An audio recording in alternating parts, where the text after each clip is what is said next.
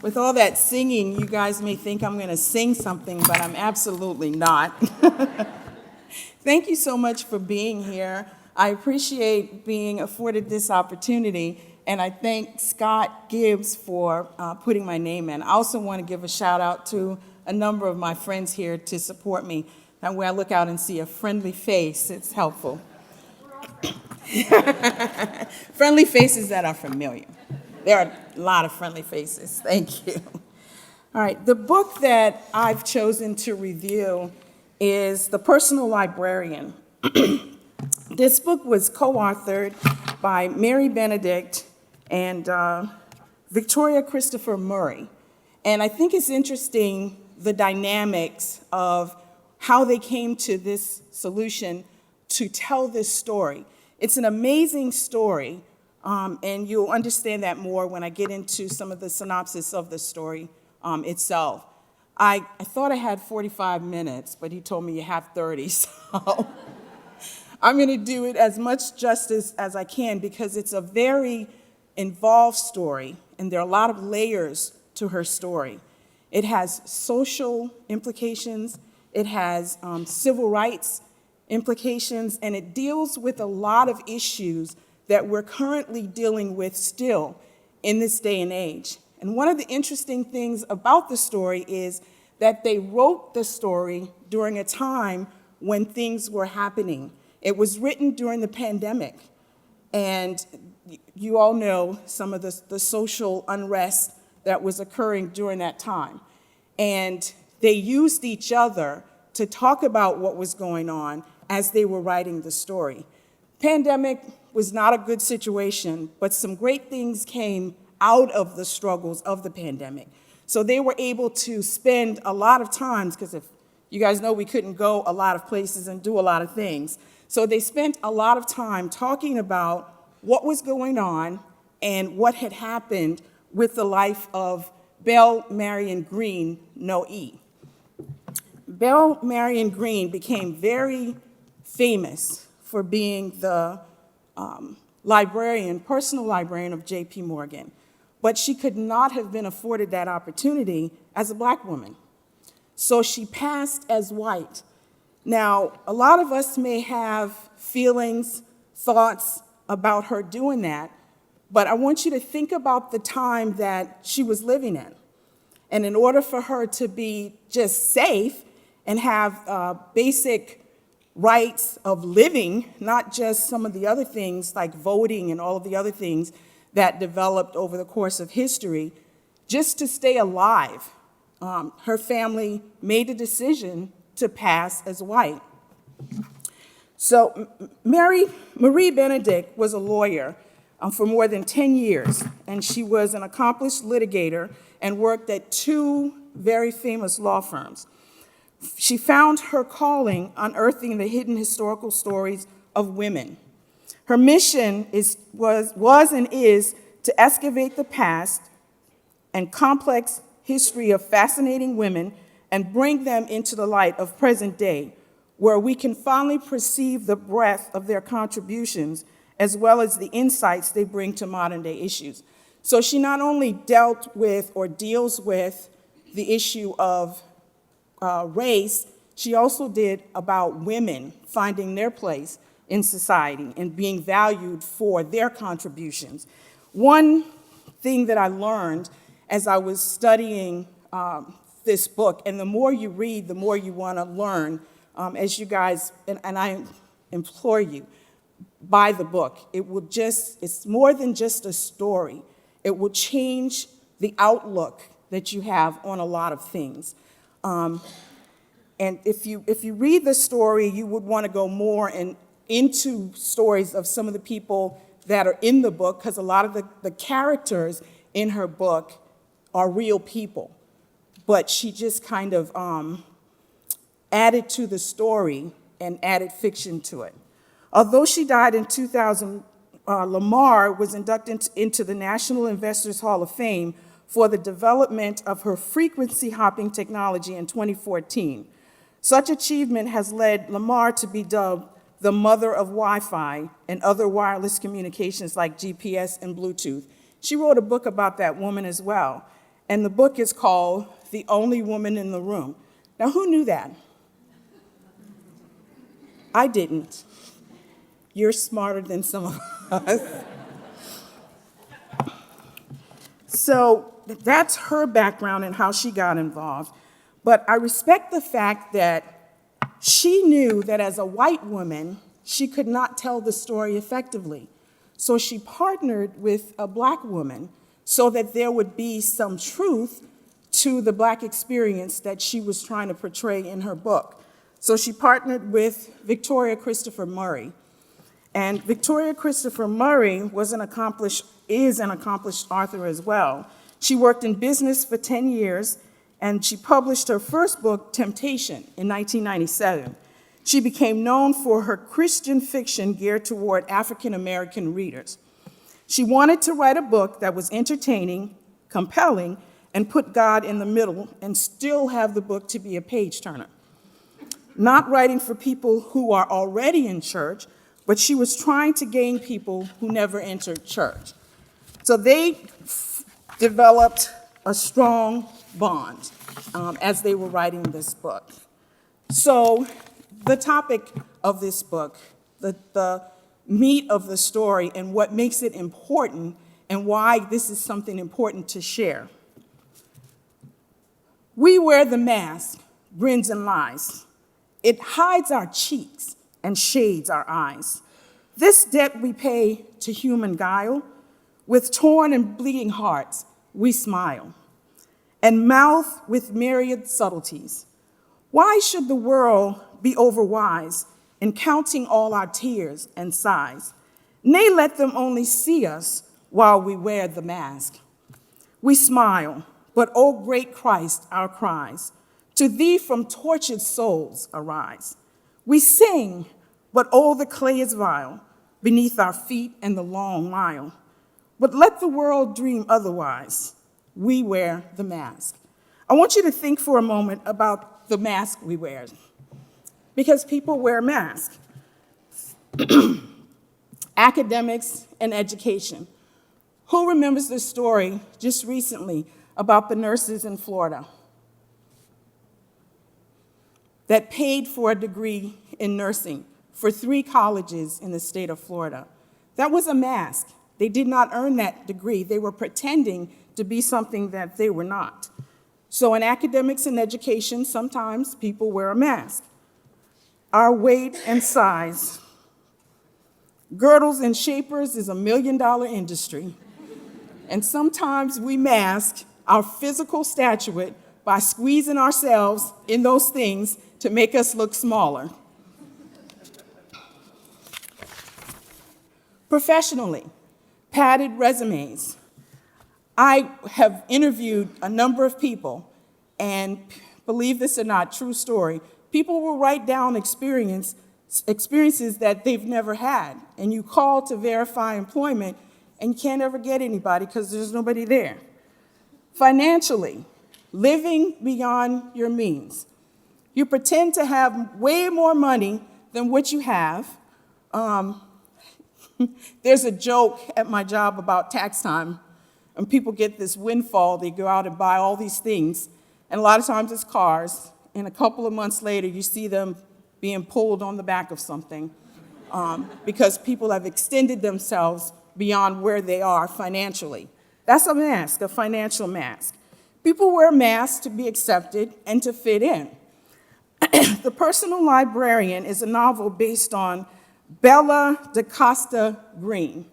Now, her birth name was, you heard me say earlier, Belle Marion Green, but she could not pass as white with that name. So she changed the name and put an E on the end of Green and told everyone that her grandparents were Portuguese because her skin was a little bit darker than a white-skinned person, but it was way lighter than what it would have been for a black person. So her mother made the decision for them to pass as white to survive. And I know, again, people have opinions about that, but I want you to consider the time that she was living in. Though she passed as white, she still had the challenges of being a woman in a field dominated by men. She was an art curator, very smart woman, and for the most part, self-educated. She taught herself various languages in order to be able to conduct business for J.P. Morgan. Who knows who J.P. Morgan is? One of the richest men that ever lived. And again, she would not have gotten that job for him had she not passed. And she still had to be able to conduct herself in an environment that was dominated by white men. Out of fear for her family, her mother, Genevieve, listed them as white.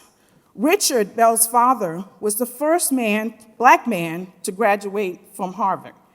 Her mother was born into a prominent family, the Fleet family from Washington, D.C. They moved to South Carolina so her father would be able to teach at a college. They left under threat of a lynching when Reconstruction ended in the South and the school became segregated. So again, survival. I have to pretend I'm white or I could die. I have to pretend I'm white so I could economically support my family, because the father ends up leaving. So he left because he was a proud black man, even though he looked white. He was very proud of his heritage. He was a civil rights activist, very active in moving the cause of the black community. And the mother didn't support him in those efforts. So she changed their papers from being a black family to a white family when he asked her not to do it. He became very upset and he walked out. With him left his income. The mom had 5 children, so they had to figure out something to be able to survive. Their brother was an engineer, was studying to be an engineer, and she had 3 sisters. They were educators. And then there was Belle. So the money that they were making had to be put together in order to be able to support them and to sustain them financially.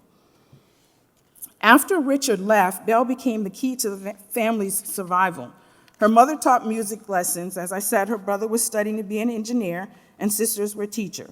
Without Richard's income, they were in danger of not being able to survive, so they depended on Belle.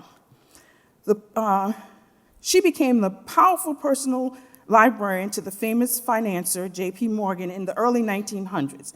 She acquired and curated art and rare book collection in the Morgan Library, becoming both celebrity in high and low society alike and a respected force in the art world during her lifetime.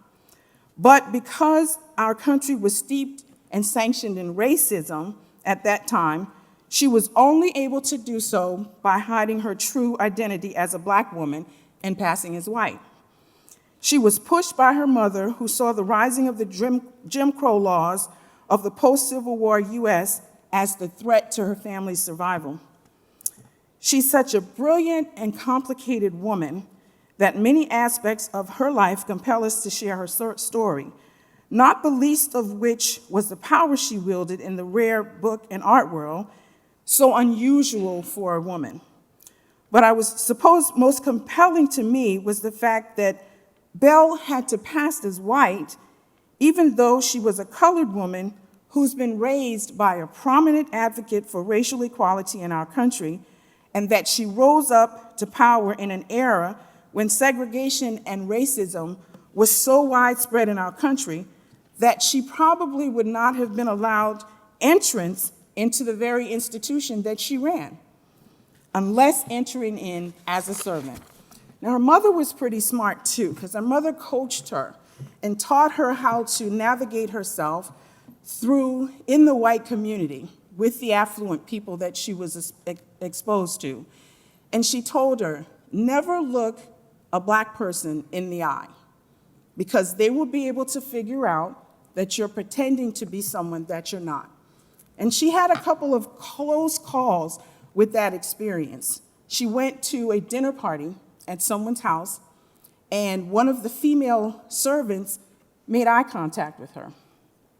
They looked at each other and stared at each other for a moment, and Belle was very concerned. And she was afraid that she would have to convince this woman not to say anything.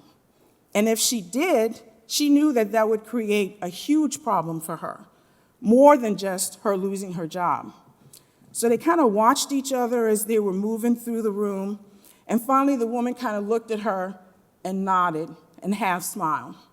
Then Belle became concerned because they connected, and she wanted to make sure that no one noticed that they had that connection. She never said anything, and she said she kind of gave her the impression that she was proud of her, that she was able to navigate herself in that kind of environment.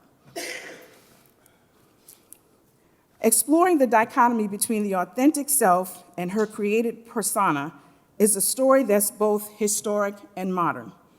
J.P. Morgan wielded power because of his wealth and status, and there was some question regarding his desires towards Belle. It was never proven, but they spent a lot of time together, and it was thought that maybe there was more than a professional relationship going on with them. He was very possessive of her, and no one knew whether or not it actually went beyond suspect and supposing. They kind of played it up more in the fictional account, but there's no historical documentation that anything ever occurred between them, but walks like a duck. He left her very rich when he died. He promised her, in the will, he promised that she could work for a year still in the library. His son honored that the wish, and she continued to work under the sun when he died. But he also left her a large sum of money where she was able to sustain herself financially and her family for the rest of her life. So, I don't know.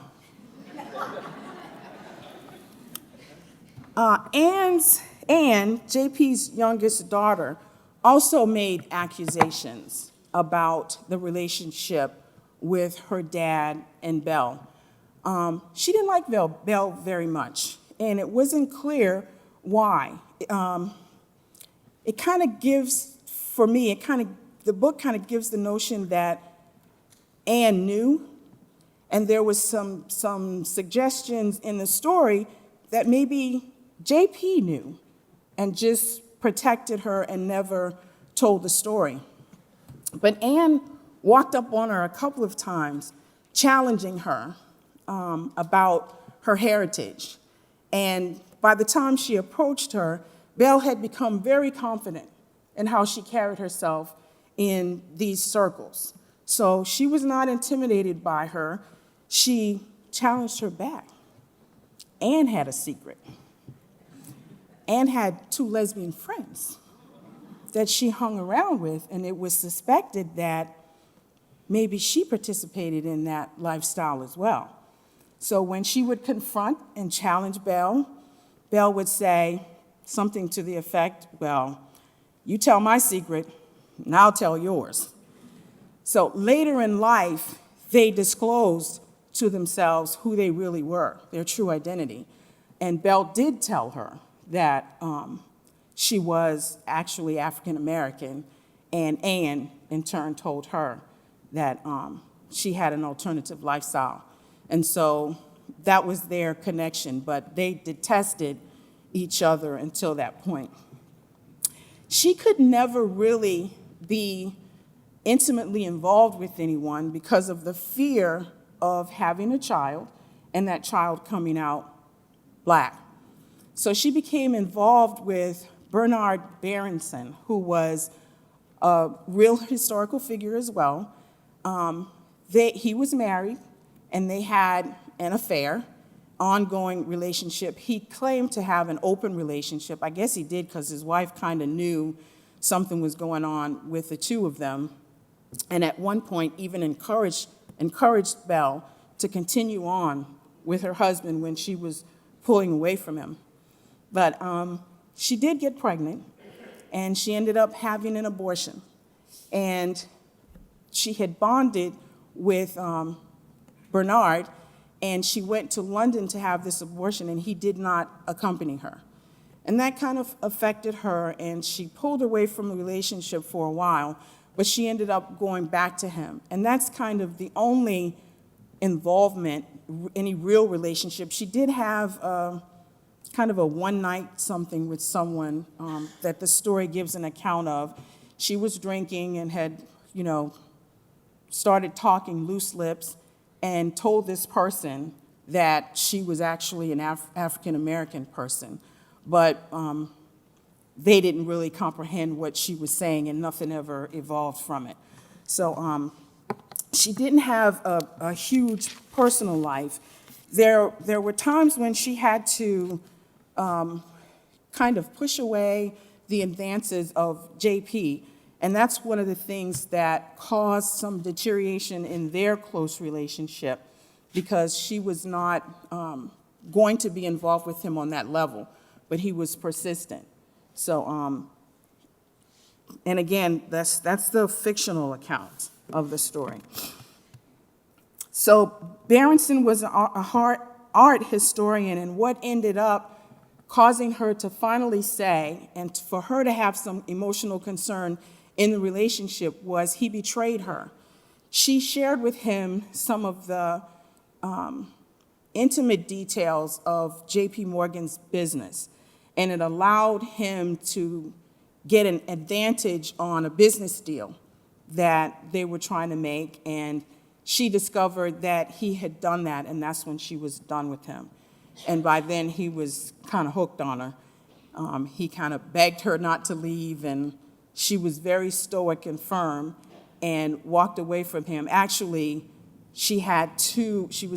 there were some drivers that was taking her somewhere, and he physically approached her, and those gentlemen kind of peeled him off of her. She got in the car, she drove away, and she said she could hear him yelling behind the car, calling her name. And that was when she made up her mind that she was done with him. So again, JP made sexual advances toward her, and she was forced to reject him. She becomes tired of passing for a while, and her father, when he left, ended up in Japan. And her uncle had maintained contact with her father, and he married a Japanese woman and had 2 children. So he had a whole other family. And she found out, probably from a relative, it doesn't specifically say who, that he was in Chicago. And this is where she had some of her father's personality and some of her mother's. So there were times when she was in conflict with who she wanted to be and what she wanted to do. And at this point in her life, when she found out her father was in Chicago, she went to go visit him.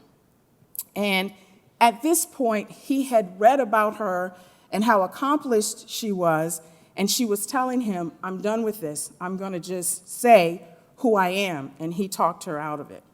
So she left him and went back to her life as Belle de la Costa Green. So when her father left and moved to Japan and created the family, she heard he was in Chicago and she visited him. Her relationship deteriorates with JP. He dies and leaves his son in charge of his estate. In his will, he guarantees a job for at least a year and leaves her independently wealthy. She wanted to make a statement about her relationship with JP and her relationship with her father by making the library public. Until this point, it was a private place that the common public could not visit. She was able to convince Jack, who is JP's son, to do that. And that was kind of settling for her to pay homage to her father and to JP Morgan. She found letters that her father had written, and she was fearful that these letters would reveal her true identity. So she ended up burning these letters, and I think that was something that was paramount in protecting her identity, because there was a lot of information in there that would have disclosed that she was actually a black woman. So this is not a new thing. There are black women, black people that have passed as white in order to survive. There are also black people that could have passed but refused. And I wanted to make mention of one, and this was a gorgeous black performer who traveled with the band, Frederica Freddie Washington. Anybody ever heard of her?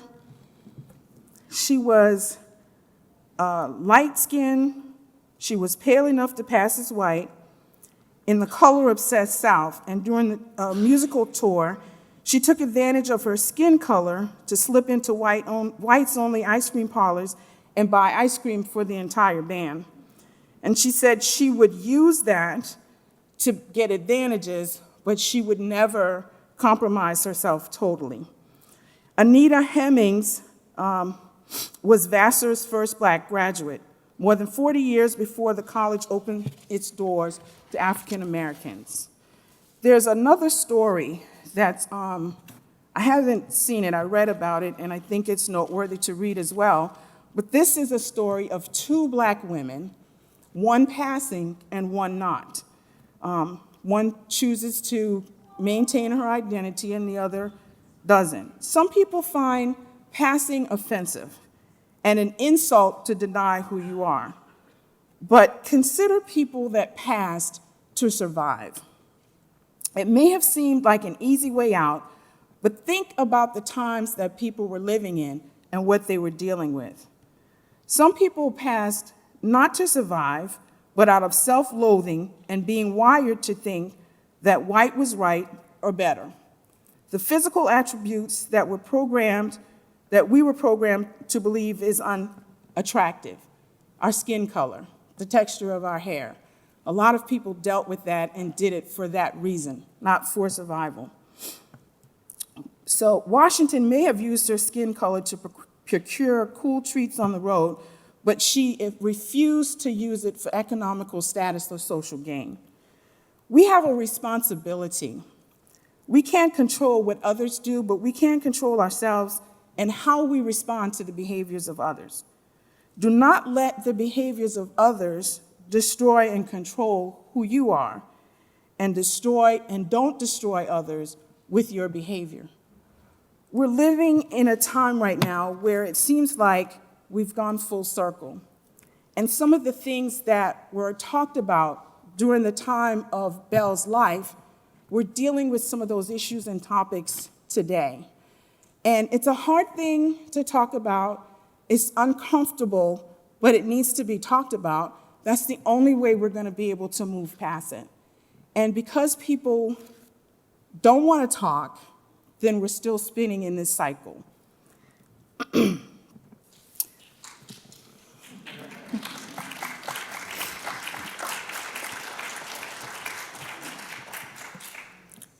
So here was this amazing woman who was a child of a black man that she could have survived on that alone.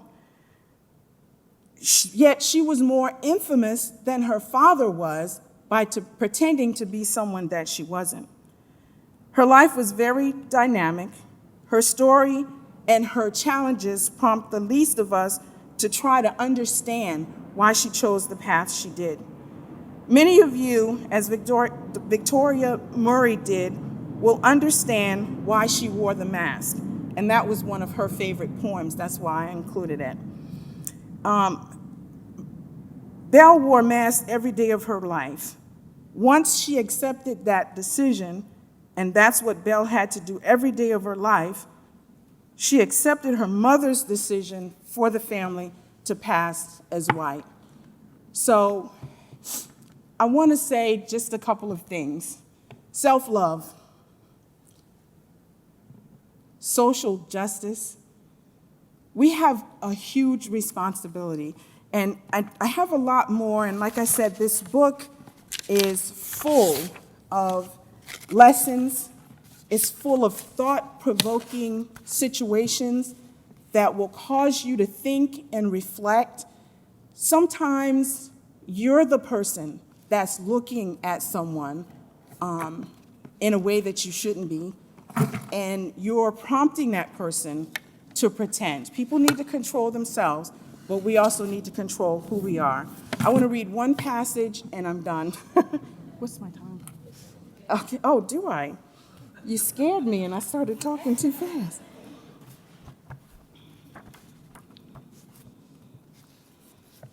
This is the part of the story where Dad's leaving. When will you realize we are part of a larger family, Genevieve? His voice was nearly a howl. The colored community. You should have the same pride in that as you have in being a fleet. You should understand how important it is to raise up that family alongside of our own. Papa, so fair that folks often mistook him for white, no matter his words and actions to the contrary, must have composed himself because his tone was more regulated, though his voice was still raised when he continued. Reporting yourself and our children as white is like turning your back on your own people, turning your back on yourself. There was a long pause before he spoke again, but when he did, it was barely above a whisper. And turning your back on me most of all. A sob escaped my mother's lip.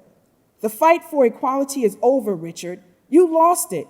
We lost it 15 years ago when the Supreme Court overturned the Civil Rights Act that would have given all black people and colored people the equal rights we deserve. Yet you continue to think something is going to change for the better.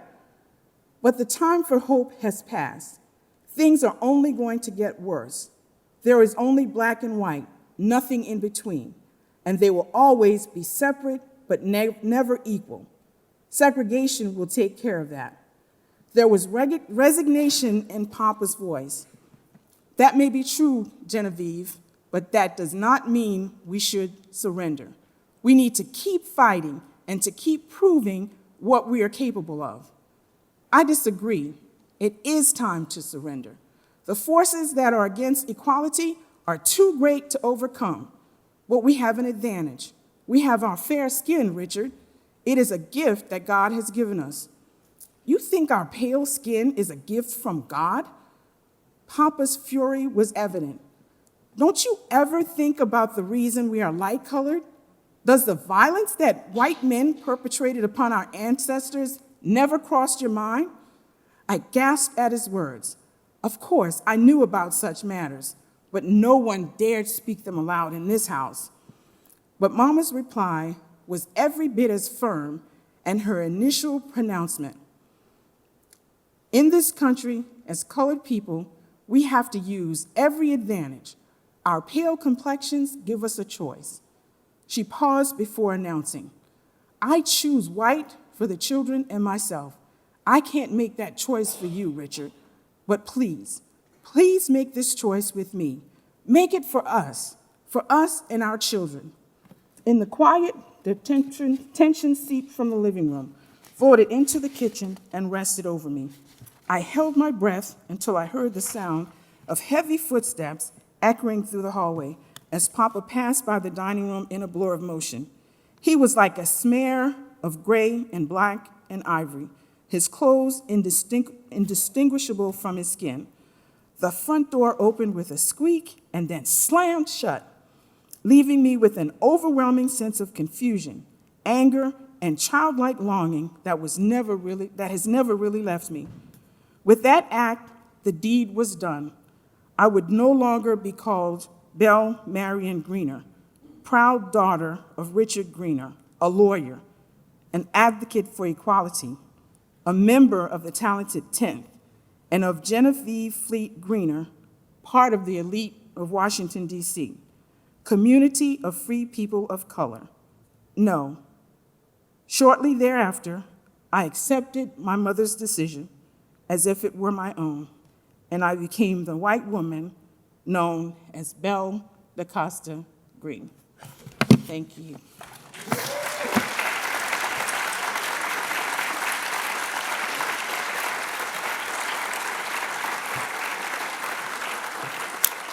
And I just want to show you some pictures of the historical figures. That's the author, Miss Murray, and that's Miss Marie Benedict. And up at the top is Bernard. This is Jack. That's Mr. J.P. Morgan and his son, Jack. And of course, there's a library. And that's it.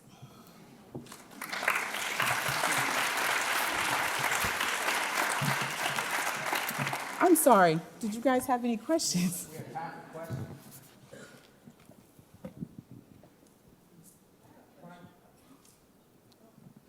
Good, Marilyn. I did read the book, and at some point, it seemed like J.P. Morgan said to his assistant, Bell, your father's in Chicago. Mm-hmm. So he must have realized, because the father was a well-known activist for the black community, Mm-hmm. he must have figured out that if that was the daughter, this was, Yeah, I wasn't clear if that was insinuated that that happened or if it really did.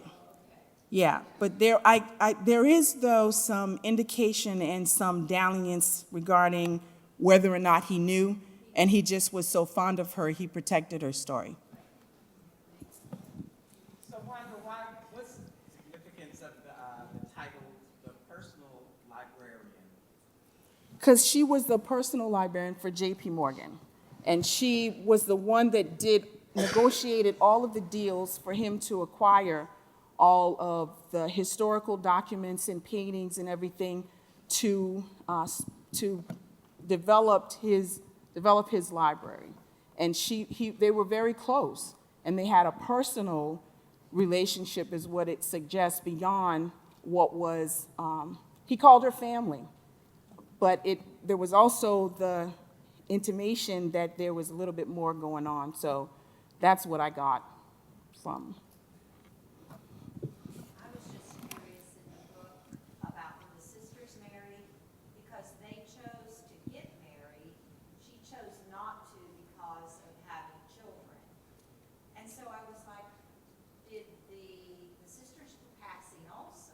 Mm-hmm. So they were married, I'm assuming, white, black. So that was, I was just kind of always interested in that little piece of the book. If Right. the sisters did, I felt like she denied herself so much. She did. She did, and she resented them. And I don't know what, she did a lot for them, but the book also made a point of mentioning that when she acquired all that money and she went to them and gave them money, they never said thank you. They just went out and started buying things and doing things. And so the relationship, the younger sister, she was kind of close to her, but the relationship was a little bit strange. The brother also would go out it was not acceptable for women to go out to public events without an escort. So then the mom forced her to have the brother to go and be that escort for her because she wanted him to kind of connect with some of the people, the influential people that Belle was connected to. I always got the impression, reading the book, that the reason the daughter, Anne, didn't like Belle was she was jealous of the relationship, because whether there was a romantic relationship or not, J.P. Morgan clearly had a huge amount of respect, and they spent a ton of time together on a very intellectual level. Exactly. And I just don't think Anne thought she could ever rival that relationship. Yeah, it suggested that it was jealousy, but there was also some underlining suggestion that maybe it was because she was a woman of color. But the dad would always reassure her, and bring her in when they were having meetings or whatever. It's like, you can always come in. So he tried to reassure her, but she held on to this thing for a long time. In what big ways did the fiction deviate from the true story? A lot. It did. What did the fictional story, how did the fictional story deviate from the actual story? There were a lot of dates, there were events that actually occurred, but for some reason, and I didn't understood, maybe somebody else that read it has a sense of why that happened. But there were historical events that happened, but they changed the date of when it occurred. So I don't know why that happened, and there just some details that they did not have to tell the story. They embellished it to be able, so they kind of plugged in information, and were a lot of gaps because there wasn't any recorded history or documentation of a lot of the stuff that went on.